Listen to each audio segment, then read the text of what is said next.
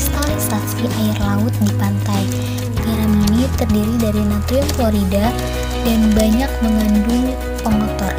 Air laut biasanya mengandung bahan penting yang ada dalam jumlah yang kecil.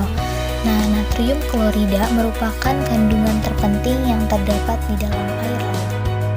Karbon aktif atau arang merupakan sebuah material atau bahan yang memiliki pori-pori yang sangat banyak. Dan luas pori-pori ini berfungsi untuk menyerap setiap kontaminan yang melaluinya. Artinya, jika air disaring dengan karbon aktif, maka kontaminan dalam air dapat masuk dalam pori-pori dan terjebak di dalamnya.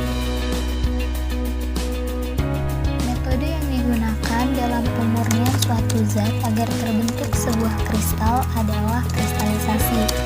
Nah, metode ini didasarkan karena adanya perbedaan daya larut antara zat yang dimurnikan dengan pengotor lain dalam suatu pelarut tertentu.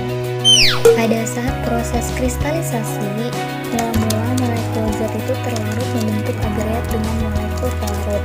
Lalu terjadi kisi-kisi di antara molekul zat yang terlarut yang terus tumbuh membentuk kristal yang lebih besar di antara molekul pelarutnya, sambil melepaskan sejumlah energi. Nah, kristalisasi dari zat akan menghasilkan sebuah kristal yang identik dan teratur bentuknya sesuai dengan sifat kristal kesemuanya. Selain metode kristalisasi, ada juga metode rekristalisasi dalam pemurnian ini. Rekristalisasi adalah teknik pemurnian zat padat dari pencemarnya yang dilakukan dengan cara mengkristalkan kembali zat tersebut setelah dilarutkan dalam pelarut yang sesuai.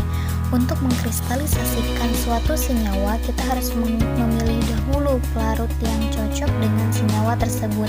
Setelah senyawa tersebut dilarutkan ke dalam pelarut yang sesuai, kemudian dipanaskan sampai senyawanya larut.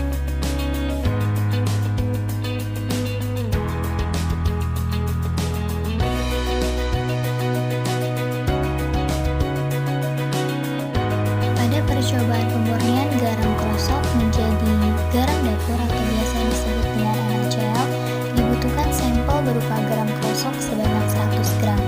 Lalu sampel tersebut dilarutkan ke dalam aqueous sebanyak 275 ml dan diaduk hingga homogen.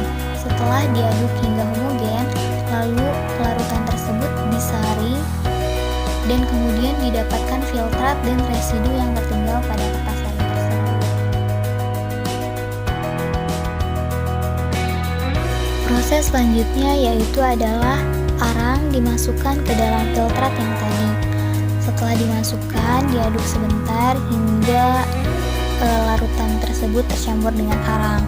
Nah, fungsi arang dalam proses pemurnian ini digunakan yaitu untuk mengikat residu atau menyerap zat pengotor yang berwarna sehingga dihasilkan sebuah kristal yang bersih pada akhirnya. Penggunaan arang atau pemurnian garam adalah contoh dari sifat adsorpsi pada koloid, di mana kemampuan penyerapan partikelnya akan terdispersi oleh koloid. Karbon pada arang dapat menarik dengan gaya van der Waals dan kemudian menyerap partikel yang terdispersi di sistem koloid yang menyebabkan garam tersebut akan kotor. Nah, ketika itu maka karbon akan bekerja dengan cara mengikat kotoran sehingga kotoran yang tadi itu akan terikat lalu menggumpal dan akan dikeluarkan dari larutan dengan melalui penyaringan. Dengan begitu kotoran bisa dipisahkan dan garam pun akan menjadi bersih. Kemudian arang yang telah dimasukkan ke dalam larutan tadi disaring agar terpisah antara filtrat dengan residunya. Setelah itu filtrat yang sudah terpisah dipanaskan hingga semua airnya itu menguap. Hal ini ditandai dengan terbentuknya sebuah kristal putih garam murni. Selanjutnya, kristal garam murni yang terbentuk tadi ditimbang dan diperoleh kristal dengan sebanyak 90 gram. Kesimpulan akhir dalam pemurnian garam ini menggunakan proses rekristalisasi, yaitu